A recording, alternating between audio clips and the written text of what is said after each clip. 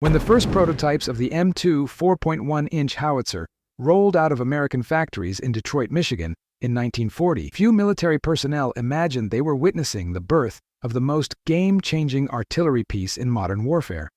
The smell of fresh lubricating oil on meticulously machined parts mixed with the aroma of military-grade paint as engineers from General Motors and Chrysler adjusted the final details of a design that would forever revolutionize the concept of fire support. But what made this howitzer so special wasn't just its precision. It was something much deeper and more transformative. In a world where heavy artillery dominated battlefields with gigantic, immobile cannons, the M2 represented a completely new philosophy. The idea that American ingenuity, mobility, and precision could be more devastating than pure brute force. This wasn't just another weapon. It was the materialization of a revolution in American military doctrine that would change the course of modern warfare and prove that Yankee innovation could outgun any enemy on Earth. The development of the M2 began in earnest after December 7, 1941, when Pearl Harbor awakened the sleeping giant of American industrial might. The U.S. Army had recognized a critical gap in its arsenal even before the attack, but the date which will live in infamy transformed urgent need into national obsession. Lessons from World War I had demonstrated that traditional artillery, while powerful, suffered from fatal limitations: excessive weight, restricted mobility, and operational complexity that made fire support slow and inflexible.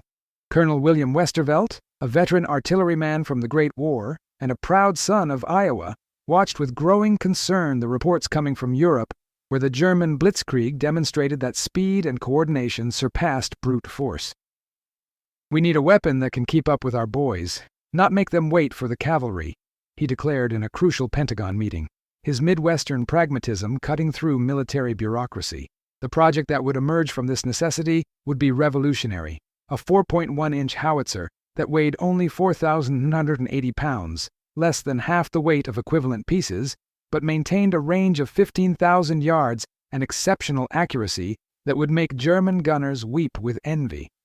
The genius of American engineering revealed itself in every detail of the M2's construction. The .22 caliber barrel, forged in Pittsburgh steel mills that had built America's railroads and skyscrapers, was the result of years of metallurgical research that produced an alloy capable of withstanding extreme pressures while maintaining precision that would make a Swiss watchmaker proud. The elevation mechanism, operated by a simple crank that any farm boy from Kansas could master, allowed adjustments from 5 degrauns to plus 165 degrauns with half-degree precision, a capability that transformed the howitzer into a truly versatile weapon. But the most impressive aspect was the cutting-edge sighting system, a set of optical instruments manufactured by American companies like Bausch and Lomb that allowed precise ballistic calculations even under enemy fire. Technical Sergeant Robert Chen, a second-generation Chinese-American from San Francisco who tested the first prototypes, described the experience with characteristic American confidence. "It was like comparing a precision rifle to a hunting shotgun. For the first time, we could place a shell exactly where we wanted it, when we wanted it, and show Jerry what American marksmanship really means." Field tests at Aberdeen Proving Ground revealed something extraordinary. While traditional howitzers had dispersion of 540, 1,080 feet at maximum range, the M2 maintained 270-foot accuracy, an improvement that transformed area bombardments into surgical strikes and proved that American precision could outclass European craftsmanship. The versatility of the M2 extended far beyond its cutting-edge technical specifications, embodying the American spirit of adaptability and innovation. The piece could fire an impressive variety of ammunition: high-explosive shells that could level German bunkers, armor-piercing projectiles that could punch through Tiger tank armor, smoke rounds for tactical concealment, illumination rounds that turned night into day, and even propaganda projectiles that carried leaflets deep behind enemy lines. Each type of ammunition was optimized for the 4.1-inch barrel by American ordnance experts, creating a truly adaptable weapon system that reflected the can-do attitude of the greatest generation. During tests at Fort Sill, Oklahoma, Captain James Morrison, a West Point graduate from Texas, documented a demonstration that left military observers astounded. In 15 minutes, a single M2 piece engaged targets at distances ranging from 2,400 to 13,200 yards, alternating between explosive and smoke ammunition with consistent precision that would have made Annie Oakley jealous. It was like watching a maestro conducting a symphony of controlled destruction, Morrison wrote in his report to the War Department. The sustained rate of fire of 4 rounds per minute, with bursts of up to 15 rounds when American gunners got their blood up, meant that a battery of 6 M2s could deliver more precise firepower than an entire artillery division from the Great War. This game-changing capability would fundamentally transform the nature of fire support on the modern battlefield and prove that American industrial might could produce weapons that were both devastating and precise. The secret weapon behind the M2's success wasn't just American engineering, it was American manufacturing prowess that had built the world's greatest industrial economy. Factories from Detroit to Los Angeles retooled their production lines, with automotive giants like Ford, General Motors, and Chrysler applying their assembly line expertise to weapons production. The Rock Island Arsenal in Illinois became the primary production facility where skilled American workers, many of them women who had taken over factory jobs while their husbands fought overseas, manufactured M2 howitzers with the same precision and quality control that had made American automobiles the envy of the world. By 1943, American factories were producing M2 howitzers at a rate that astounded military planners, over 8,500 units per year, a production tempo that German industry, even at its peak, could never match. Master Sergeant William Big Bill O'Sullivan, a tough Irish-American from Boston who supervised quality control at Rock Island, observed with characteristic American pride, "Every M2 that rolled off our line was built to last and built to kill. We weren't just making weapons, we were forging the tools of victory with American steel and American sweat." This industrial capacity meant that by D-Day, American forces would have more M2 howitzers in Europe than Germany had artillery pieces of all types on the entire Western Front. The true test of American ingenuity came with the nation's entry into World War II, where the M2 would prove that Yankee innovation could outfight any enemy on Earth. In North Africa, where Rommel's Afrika Korps had dominated with mobile tactics and precise artillery, the M2 proved American superiority dramatically.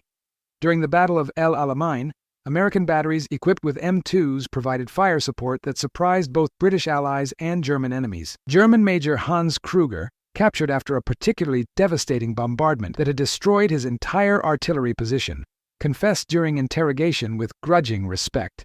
"We had never seen such precise artillery. It was as if each American shell was individually guided by the hand of God himself." The secret lay in the unique combination of American mobility and precision. While German artillery needed fixed positions and time for complex calculations, M2 crews, many of them farm boys from the Midwest who understood machinery and had grown up hunting, could position, calculate, and fire in less than 3 minutes. This agility transformed fire support from a static operation into a lethal dance of movement and precision that embodied the American way of war. The statistics were impressive and spoke to American superiority. While traditional artillery had a first-round hit rate of 15 to 20%, the M2 consistently achieved 60 to 70%, revolutionizing artillery fire efficiency and proving that American technology and training were second to none. In the Italian campaign, the M2 faced its greatest challenge: mountainous terrain that had traditionally favored defense and had stymied armies since Roman times. German positions, dug into rocky slopes and protected by concrete bunkers that seemed impregnable, appeared to offer the Wehrmacht an insurmountable advantage, but American ingenuity and the M2's superior elevation capability transformed mountains from obstacles into allies. Lieutenant Colonel Anthony Ricci, commander of the 34th Artillery Battery and a proud Italian-American from New York's Little Italy, developed innovative tactics that exploited the M2's versatility with the kind of creative thinking that had built America. "We discovered we could use the mountains as natural shields, positioning our pieces in protected valleys and still hit targets on peak tops with deadly precision. It was like David versus Goliath, except David had a 4.1-inch howitzer and American know-how." During the siege of Monte Cassino, a single M2 battery destroyed 23 German fortified positions in 2 days, using precision shots that penetrated bunker embrasures with less than 6.5-foot margin of error, accuracy that German artillery officers declared impossible. The system's flexibility allowed rapid target and ammunition type changes, maintaining constant pressure on enemy defenses and demonstrating that American adaptability could overcome any defensive position. This performance in difficult terrain proved that the M2 wasn't just a superior weapon, It was a tool that redefined the tactical possibilities of modern artillery and showed the world what American engineering could accomplish. The Normandy landings on June 6, 1944, represented the definitive test for the M2 and the moment when American artillery would prove its worth on the beaches of France. On Omaha and Utah beaches, where every yard of Norman sand was contested under intense fire from German defenders, artillery needed to be not just effective, but instantly responsive to save American lives. The M2 proved to be exactly that, a guardian angel with a 4.1-inch bore. During the first critical 48 hours, M2 batteries provided fire support that allowed American troops to establish and expand their beachheads against fierce German resistance. Corporal Frank Kowalski, a radio operator with the 1st Infantry Division and the son of Polish immigrants from Chicago, witnessed the transformative impact with tears in his eyes. When we called for fire support, we knew that in less than 2 minutes, we'd have shells falling exactly where we needed them. It was a feeling of power and security we'd never experienced before, like having the entire industrial might of America watching over us. The M2's precision was so reliable that infantry troops could request supporting fire just 120 yards from their positions, a proximity impossible with less precise artillery and a testament to American engineering excellence. During beachhead expansion, this close fire capability saved countless American lives and significantly accelerated Allied advance inland. The M2 had become more than a weapon. It was a force multiplier that transformed ordinary American soldiers into a lethal and precise war machine that would liberate Europe. As Allied forces advanced through France in the summer of 1944, the M2 demonstrated another revolutionary characteristic that embodied American values: exceptional mechanical reliability that reflected the quality and durability of American manufacturing. While other artillery pieces suffered from frequent breakdowns and complex maintenance that kept them out of action, the M2 operated consistently, even under the extreme conditions of continuous combat. Master Sergeant William O'Brien, a veteran artilleryman with 20 years of experience and a tough Irishman from South Boston, observed with characteristic American pride, "In 3 months of continuous campaign, our battery fired over 15,000 shells. We had only 2 minor mechanical failures, a reliability rate we'd never seen before, and a testament to American craftsmanship. This durability wasn't accidental, but the result of meticulous American design philosophy that prioritized simplicity and robustness over unnecessary complexity. Every M2 component was designed to function even when dirty, wet, or damaged, reflecting the practical American approach to engineering. The recoil system, for example, maintained precision even after thousands of rounds, while the elevation mechanism remained smooth and responsive, regardless of weather conditions that would have jammed European equipment. During the Battle of the Bulge, when temperatures plummeted to 4 degrees Celsius and froze lubricants that jammed German equipment, M2 batteries continued operating normally, providing the crucial fire support that helped American forces repel the last major German offensive. This reliability under extreme pressure established the M2 as the gold standard of military artillery and proved that American engineering could outperform anything the enemy could field. The campaign through Germany in 1945 revealed the devastating psychological impact of the M2 on enemy forces, demonstrating that American precision could break not just German positions, but German morale itself. German prisoners consistently reported that the relentless accuracy of American artillery was more terrifying than the massive bombardments they had endured on the Eastern Front. German Major Friedrich Weber, a veteran of Stalingrad and the retreat from Russia, confessed during interrogation with the haunted look of a man who had seen American firepower up close. "In Russia, we faced artillery barrages that lasted hours, but we knew most shells would fall far from us. With the Americans, every shot was a precise death sentence delivered with mechanical efficiency that was more terrifying than any human enemy." This psychologically devastating precision resulted from the MR2's unique combination of American characteristics: sufficient range to hit targets beyond line of sight, precision to destroy individual positions with surgical accuracy, and rate of fire to maintain constant pressure that gave the enemy no respite. During the Rhine crossing, German observers reported that the mere sound of M2s being positioned caused immediate evacuation of defensive positions. The weapon's reputation had spread through enemy lines like wildfire, creating a multiplier effect that went far beyond its physical capability. The M2 didn't just destroy targets, it destroyed enemy morale through the certainty that there was no escape from American precision and that resistance was futile against the industrial might of the United States.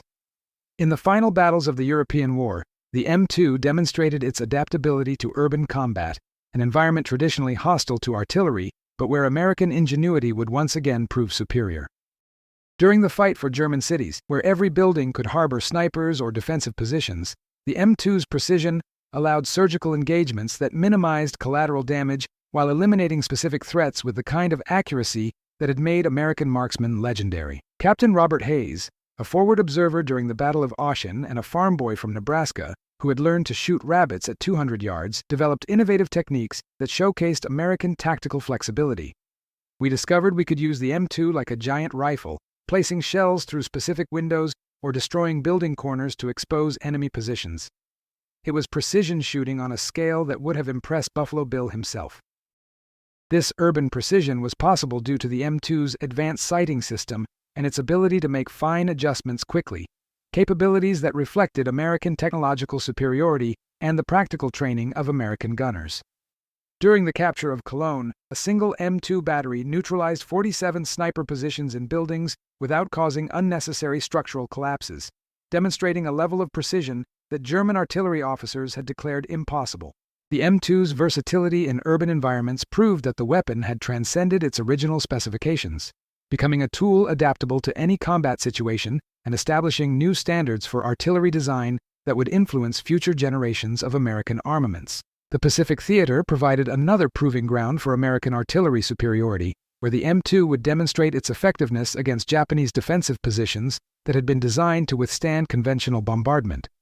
On islands from Guadalcanal to Iwo Jima, Japanese forces had constructed elaborate defensive networks of caves, bunkers, and tunnels that seemed impervious to artillery fire.